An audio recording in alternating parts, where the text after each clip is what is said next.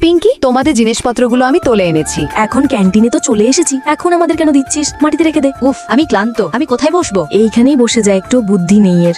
Lily, তুই জিনিসপত্র খেয়াল রাখ, আমরা খাবার নিয়ে আসছি। ঠিক আছে, আমি অপেক্ষা করছি। ভালো মেয়ে রে। ভয় পাচ্ছি যদি গ্রুপ থেকে বের করে দিই তাই।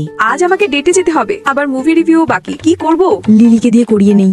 লিলি, তুই এখানে কি করছিস? তোকে তো জিনিসপত্র দেখতে বলেছিলাম না, কিছু হারালে দায় তোর। এক্সকিউজ মি, আমরা কি আগে কোথাও দেখা করেছি?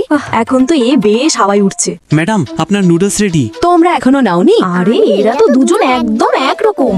দিদি, আমি তোমাদের নতুন টিচার মায়া। কি? চলো তাড়াতাড়ি পালাও এখান থেকে। দিদি, আমিও যাচ্ছি। তুই থাম, জোর করে গ্রুপে ঢুকে কিছু পাওয়া যায় না। দিদি, আমি একা পড়তে চাই না।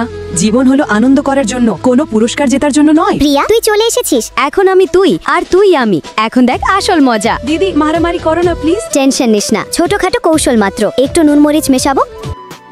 আরে লিলি, এত দেরি করলি কেন? আমার পার্সেল আনতে বলেছিলাম না? ভুলে গেছি। কি হয়েছে বে? আমার মুখে কি লল লেখা আছে নাকি? এর মজা উড়িয়ে দাও। হ্যাঁ হ্যাঁ। পৃষ্ঠাতে এটা লেখা নেই তো যে আমার সাথে মজা করো? তুই কিভাবে জানলি? কারণ আমি নিজের উপরে সন্দেহ করব আর তোরা মজা করবি।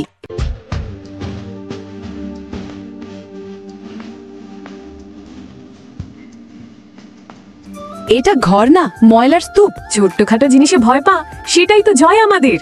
চলো বাইরে চলো, এখানে তো অকর্ম বসে আছে। ওই পিঙ্কি, ভুল হয়ে গেছে, আমরা তো সবাই রুমমেট। আর শোন, লিলি পুরো ব্যাচে প্রথম হয়েছে। ওকে টিচার নতুন স্টার্টআপ প্রজেক্ট দিয়েছে, এখন ইন্টার্নশিপ পাকা।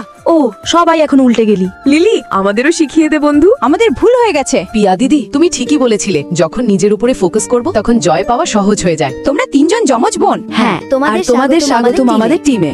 নিজের প্রতিভা দিয়েই একাকিত্ব ভাঙো। একাই চলা মানে শীর্ষে ওঠার শুরু।